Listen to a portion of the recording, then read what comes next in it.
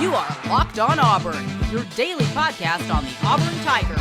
Part of the Locked On Podcast Network, your team every day. Yes, welcome on into Locked On Auburn, your daily Auburn Tigers podcast. I'm your host, Zac Blackerby. Thank you so much for making Locked On Auburn your first listen every day. Joining me as he does every Monday for a little Monday action. Lindsay, Crosby, how are you? I am doing well. It was a good weekend for Auburn Tigers in the NFL and just in Auburn all around. Yeah, surprisingly, a lot happened this weekend. We'll jump into it. Today's episode is brought to you by Sonos. Experience the game like never before with the Sonos Arc, the premium smart soundbar for TV, movies, music, gaming, and more. Visit Sonos.com to learn more. So a ton of folks announcing that they will be coming back. Several defenders. Also, John Samuel Shenker, the tight end. We'll talk about that room in a moment. And then Auburn landed their first commit of the 2023 class. That news is huge for multiple reasons. We'll chat about all that coming up. But first things first, Lindsay, let's talk about how pretty much the whole defensive front appears to be coming back, which is huge news for the Tigers. Sounds like Tony Fair may be the only guy that does not return. But we got official word via Instagram and tweets from the players themselves over the course of the weekend. Marquis Burks, the defensive lineman, he will now be using his super senior season in 2022, which is exciting. Colby Wooden will use his, I guess he will be a junior this upcoming season. Derick Hall will be a senior. And, of course, Owen Pappoe, I guess as more time went on, there was less of a question about Owen coming back. So I think that's huge. And to me, this is big for many reasons, Lindsay, but I think it's clear that these defensive leaders see what Bryan Harsin and Derek Mason are building at Auburn, and they want to be a part of it a little bit longer. I think that's huge. Yeah, and we saw this defense not gel immediately, but get better throughout the year. So as they spent more time with Derek Mason, with Bryan Harsin, with the culture they were building and what they were trying to instill in the program, we saw these guys get better and better. And the fact that the only guy not coming back from the defensive front is the one who literally could not come back in 37-year-old Tony Fair, right? He who's played in college for 12 years. Right. It's good to see everybody else come back simply because, it gives you an extra year to focus on trying to recruit some of these guys. Yes. So several reasons. Obviously, them being back, and obviously you hope they take another step forward. I think these defensive linemen want to play for Nick Eason for another season. He has experience coaching up defensive linemen in the league for the better part of a decade. I think they want to kind of get that jump start one more time. And I'm a little surprised with Derick Hall and Colby Wooden just because the analytics really like Colby Wooden. And I think Derick Hall was kind of he really came on strong in the latter part of this season. I think the NFL would have taken both of these guys. I think they would have been early day 3 picks. Colby Wooden maybe could have snuck into, maybe late in the 3rd round or something like that, a day 2 pick. But this is a huge get for Auburn getting both of these guys to come back. And Marquis Burks is a solid player. Is he going to be somebody that lights the world on fire? No, he's not. But as far as his ability to add depth, and obviously in the SEC, you're going to need that over the course of a season. Marquis Burks is a solid piece for this defensive front. And so I think that is huge. Culturally, I think it says a ton, Lindsay, with Bryan Harsin and Derek Mason, what they're building. These guys don't want to leave quite yet, even though I guess really 3 out of the 4 of them probably could. If you want to say Owen, I think Owen would have gotten drafted. So this is great, Lindsay. I think this is a good move for many different reasons.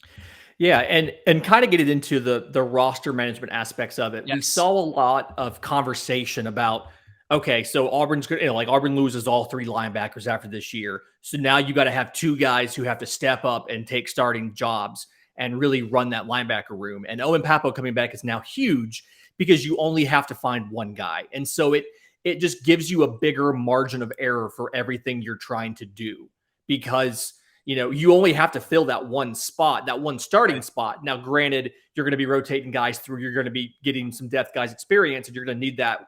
You would think Owen Pappoe would be leaving after this upcoming season.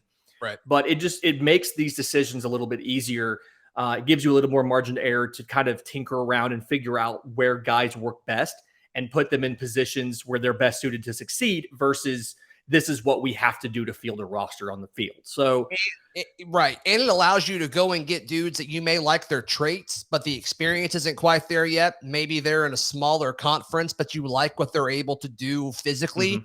And you just kind of wonder, okay, do they have the reps at football moving at a quicker pace?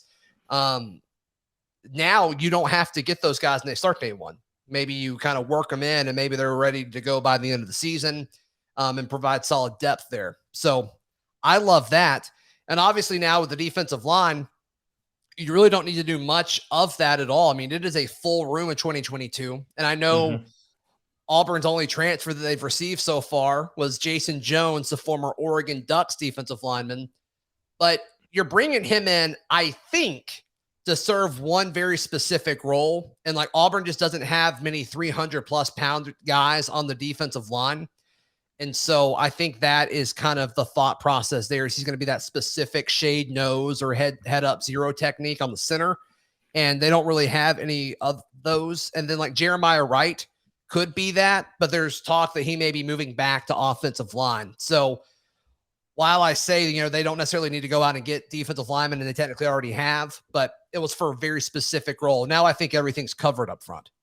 Yeah, and something I like too, I think Derick Hall coming back is huge because right now on the roster, we have, counting him, we have 4 edge guys, 4 guys that are considered full-time edge players. And obviously you can move guys out there if you need to, but this gives us time, 1, to develop that 2-man rotation on each side, and then 2, to go out and recruit a little bit more. I know there's conversation. One of the linebackers we took, the local kid from Auburn, he may end up sticking as an edge guy, but it kind of gives you some time to go out and do a little more recruiting on that line. And again, just the same thing. It gives you a little margin of error, and it gives you an extra year to figure out the future of that position. So big return for him too.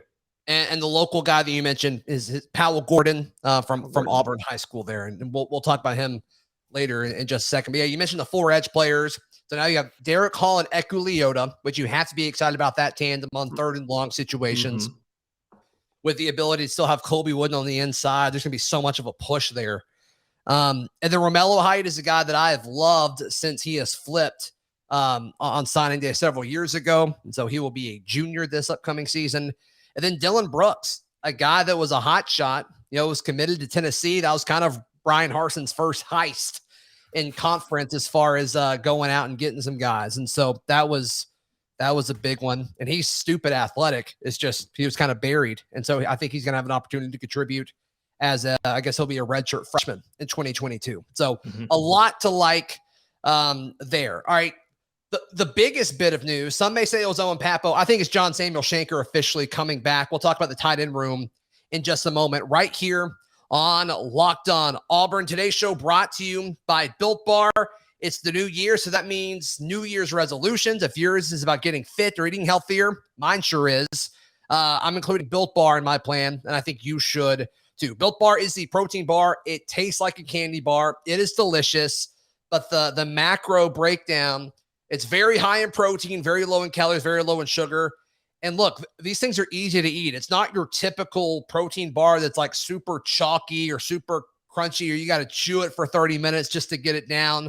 It tastes like a candy bar, folks, and it's delicious. And they've got a ton of different flavors for whatever you're into. So go to built.com, use promo code LOCKED15 to get 15% off your order. Use promo code LOCKED15 for 15% off. That is at built.com. Also, today's show brought to you by our local friends here, Fetch Me Home Delivery. These people are Auburn University people, Auburn University grads. They love Auburn. They believe in it. A lot of the folks that work for them are Auburn University students. And so whenever you trust Fetch Me to deliver whatever it may be to your home, whether it's food or coffee or groceries, whatever it may be, it's local people. And if for whatever reason, if there's an issue, you will call somebody and it'll be somebody just a few miles down the road from you. So I love that. I absolutely love the service that Fetch Me offers. You can go to fetchmedelivery.com or search Fetch Me in your phone's app store. It's super easy to use, super quick, super affordable and reasonable. So I encourage you to check it out. And next time you place an order, use promo code LOCALMEAL. it'll take some of that total off just a little bit. And it lets you know, or it lets them know that that you guys are listening and local and want to help local businesses. So that is fetchmedelivery.com. Lindsay, John Samuel Shenker coming back is huge for the Auburn Tigers. He will be using his super senior season. And I want to go through the tight end room because I really, really like this position group for the Auburn Tigers going into 2022. I would have been a little on it and possibly saying, hey, maybe you need to go get somebody else if John Samuel Shenker wasn't coming back. And you and I have talked about this. The feeling was he was coming back, but he made it official on social media over the weekend. But obviously we'll start with John Samuel Shenker, record-breaking tight end. He can do anything. He can line up attached to the line of scrimmage. He can line up at the slot. They tried to run like a tight end sweep with him. I don't know if I necessarily want to see that, but extremely versatile. And that just kind of shows how Brian Harsin views him as a weapon offensively. And I love him lining up in the backfield. He did a fine job as a fullback as Auburn kind of put him in the backfield at times this season. So John Samuel Shenker is a dude that can do it all. And I'm pretty sure he's done with baseball, so you don't have to worry about the competition and the split of him playing baseball in the spring. He's actually going to go through spring practice, I believe, which is good for John Samuel Shenker, the football player. As the resident baseball guy, I can confirm John Samuel Shenker is finished with baseball. He is currently no longer on the roster, but versatile. I mean, the guy who played two sports at an SEC level. I mean, he's the definition of versatile, can do everything. And we predicted it last week on the show, but I genuinely think if he gets a full season, unless one of these other guys we're going to talk about steps up in a big way, I think John Samuel Shenker can challenge his own records for catches in a season, yardage in a season, and he could probably even set the touchdown record as well. So huge that he comes back. And again, same thing as the defensive guys. It gives you a little bit of extra time to figure out everybody else's roles and the best thing for them to do. So, right. So, I mean, whether it's like, as you go through the room, I mean, I guess the next guy would be Luke Deal. Sure. You know, he's a very versatile guy. He's going to be a junior. You know, he can line up in line and block. He can run routes while he's attached. We've seen him in the backfield quite a bit. So the staff trusts him and he's a useful piece, but he doesn't have to step up now and be the guy because John Samuel Shenker is back. Yeah, and I think Luke Deal and Tyler Fromm are in similar situations. They're both going to be going into their junior season. You saw them get a lot more reps in several different ways throughout the 2021 season. I think the staff trusts both of these guys, but I really only want them close to the line of scrimmage. I don't want them slotted out, and I don't want them really running anything like they were a wide receiver. I think there's other guys in this room. I think that's what makes John Samuel Shenker a notch better above, Luke Deal and Tyler Fromm, but still solid, reliable guys. And like you said, I think maybe you can kind of run multiple tight end sets now with kind of some versatility that you see there. The other junior tight end going into 2022 that I think is interesting, Brandon Frazier. Lindsay, do you remember how hyped up Brandon Frazier was going into, I guess, last spring? A year ago, we were obsessed with the idea of seeing Brandon Frazier being incorporated into this offense. Obviously, freakishly tall. I think he moves decently well. But I think the way the roster is stacking up, I would not be shocked if Brandon Frazier transferred unless Harsin and this staff go to him and say, hey, this is how we want to use you. Because I think he's a slot player, and that's about it. I don't think you're going to trust him, in line when he's attached to the offensive line. I don't think you're going to trust him in the backfield blocking as a lead blocker. I think this guy's a pass catcher, maybe in the flats and nothing more. He doesn't have that elite speed that you need. He's just got length. Yeah. And when we're about to go through the other two tight ends in this room going into 2022, and it's like, I think they may be better and they offer more than what Brandon Frazier does currently. Yeah, I mean, 6'7", 265. He has the build of somebody that you think would be a really good blocker. And there were actually some rumors at bowl practice that he was seen kind of with the offensive lineman, had put on a bit of weight. But he's a pass catcher. And he reminds me of J.J. Pegues. He's like athletically, he's what you think of for it, like as that offensive, blocking minded tight end. But in reality, he's not really that. He doesn't necessarily have the blocking chops. And so he may transfer. I do think there's a role they could carve out for him. But I do think it's going to be a lot of work to make that happen. And it's going to end up, you're going to end up telegraphing a bit what you do. So he's a guy out of the ones we've listed so far. I see him probably being hurt the most by Samuel Shenker coming back, simply because Shenker can do everything he can do, but better. And I just don't really see his path to playing time now with Shenker back as well as the other guys. So, well, and the emergence of the next guy, Landon King, going to be a sophomore in 2022. Athletic. He may have the best hands in the room based on the limited sample size that we've seen, but his catch from TJ Finley in the Iron Bowl in crunch time was very, very exciting. I think he runs well. And look, we talk all the time, your biggest jump athletically and as far as grasping the game of college football comes between that freshman and sophomore season. So this offseason is going to be really, really big for a guy like Landon King. They're going to build his body out a little bit more as far as what they want him to do. And they may want to keep him leaner, because I think he's going to be a really solid, as like a bigger receiver. We've talked about that a lot in the Locked On Auburn Discord. But also, I trust him from an athletic standpoint and a leverage standpoint if you need him to block in certain situations. So, you talk about Frazier possibly having a role, but if you put him out there, I would rather that target go to like 8 other players before Frazier. You know what I mean? And Samuel Shenker and Landon King are both on that list of guys where it's like, I don't want to take a target away from either of those guys for it to go to Brandon Frazier. You know what I mean? You mentioned that Landon King might have the best hands in the room. I think he probably is the fastest in the room as well. If we're going to keep that tight end jet sweep, I think the only person on the roster right now, only tight end I want to run that is Landon King. Because like you said, we don't have to keep that though. We do not. We don't have to keep it. But if we do, give me Landon King. Yes. So New England ran a sweep to Jonnu Smith, and I thought about that play. It's like, okay, Jonnu Smith for the Patriots makes a lot more sense doing that than Samuel Shenker. I love Samuel Shenker, but not like that. Yeah, no. Give me Landon King doing that. I do like him, like you said, split out a lot. More in that big slot that Gus used to love doing. And letting him go downfield, letting him make catches. We saw in the Iron Bowl, obviously, he knows as a freshman already how to use that height to go up and get balls. We thought Brandon Frazier was going to be a red zone threat all season. I think Landon King can be that red zone threat next year, simply because of, again, the speed, the hands, the leverage. And let's hope that he makes that leap over spring practice. And I do think a guy like Samuel Shenker coming back is big for someone like Landon King, because you have that veteran who's done it at this level to learn from. The fact that Shanker's going to be in spring practice all semester, and you can just attach yourself to his hip and learn from Auburn's career, single season tight end receiving record guy, is big for Landon King. The last guy in the tight end room, then we'll move on. I think this is a big for all these guys, and I really, really like this position group now. Micah Riley-Ducker will be a freshman this upcoming season. He's probably a non-factor in 2022 unless Harsin just really wants to put in the young guys that he recruited. But I think Harsin likes everyone in this room, with the exception of maybe Brandon Frazier. He may like Brandon Frazier fine. I don't know. But I think Micah Riley-Ducker is very athletic. I think he moves pretty well.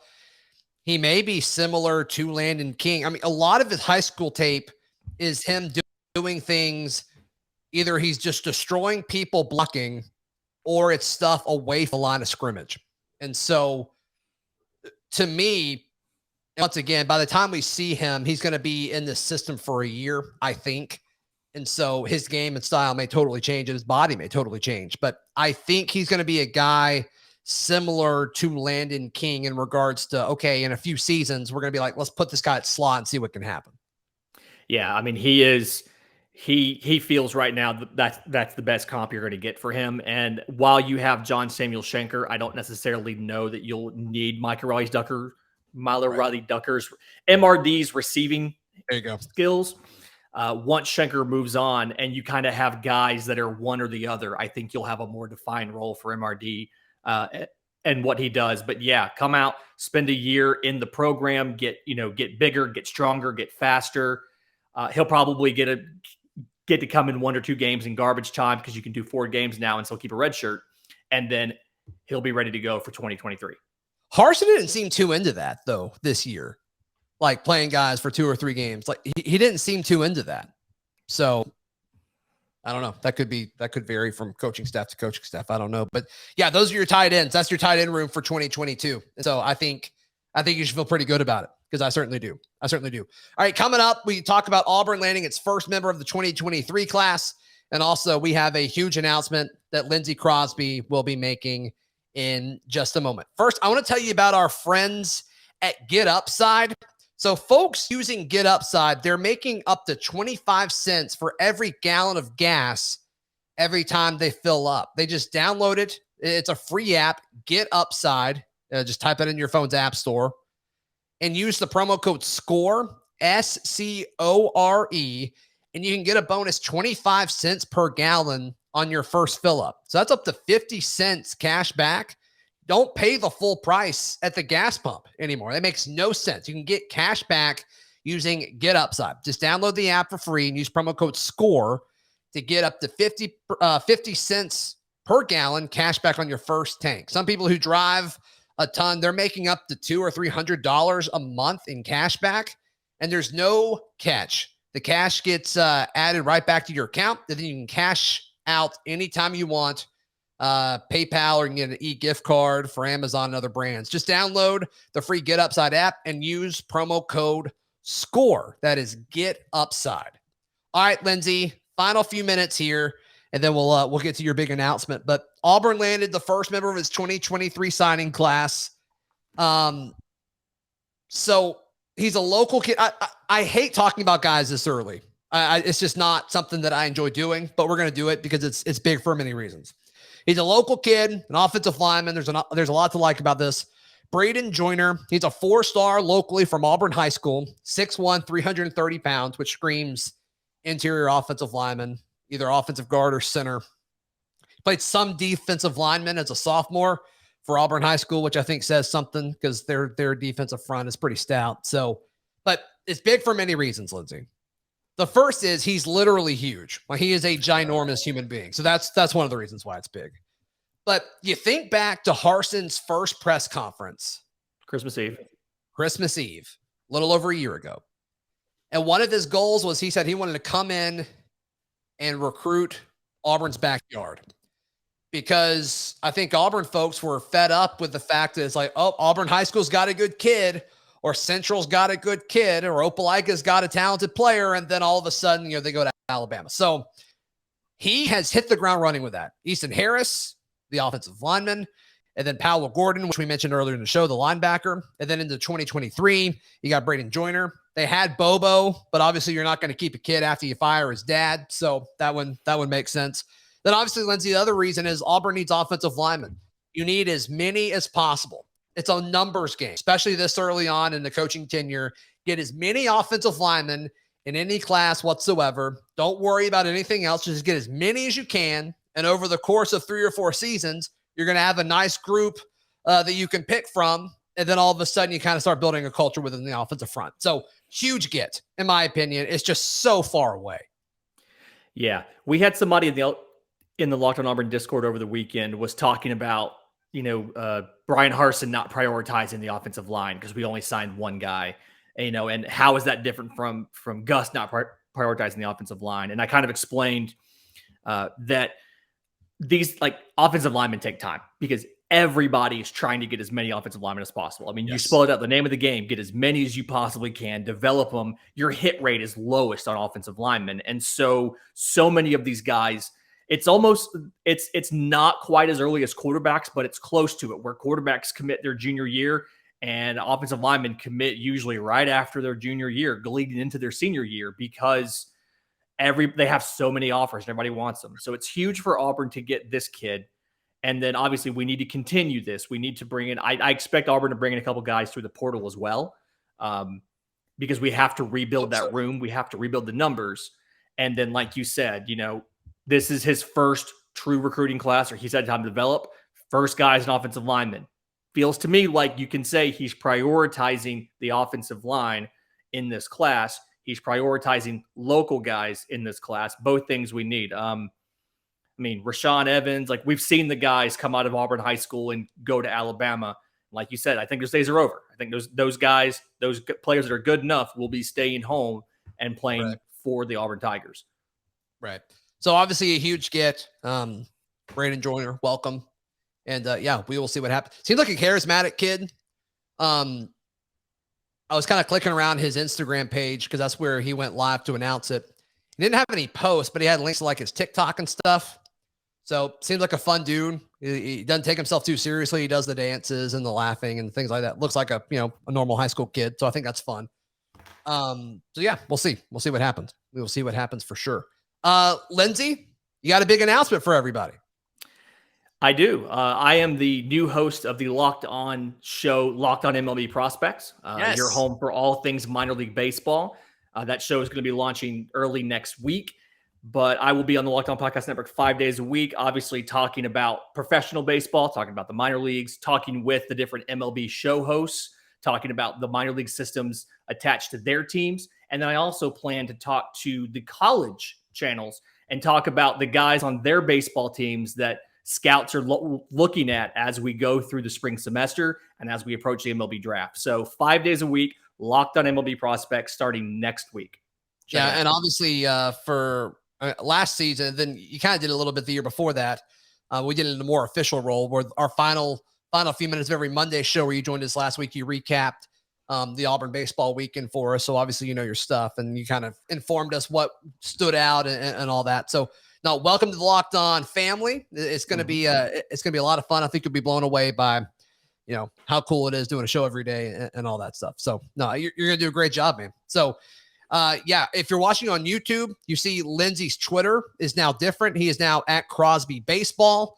So if you're not following him, go ahead and do that so you can kind of see all of the latest news about his new show. But yeah, you're thinking late this week, early next week for the first one? Late this week, early next week. My goal is Friday. I've got a really cool idea about all the different farm systems I want to run through. So the goal is to start on Friday with a Farm Friday. Not getting rid of the banking stuff. Still going to have some Money Monday segments where we're talking the financial stuff, but really excited to talk baseball and kind of do it for a living. And the show already exists. So go just search Locked On MLB Prospects. Go ahead and subscribe to it, whether you're on iTunes or Spotify. And I assume a YouTube show is soon. I'm over the college channel, so I don't know how the MLB stuff works, but I assume it's similar. Yeah, it's similar. Sure. So, well, cool, man. No, congrats on that. And yeah, be sure to follow Lindsay, but I'll ask you this question again, because that's how I wrap up every show. How can people find you, support you, and all that good stuff? I am on Twitter at Crosby Baseball, and you can listen to me starting next week on Locked On MLB Prospects right on the Locked On Podcast Network. I love that. I love hearing that. Follow me on Twitter at Zac Blackerby, show on Twitter at Locked On Auburn, and on Instagram at Auburn Podcast. We'll be back tomorrow with a Charlie Tuesday, and Zep Jasper should join us as well. Right here on Locked On Auburn.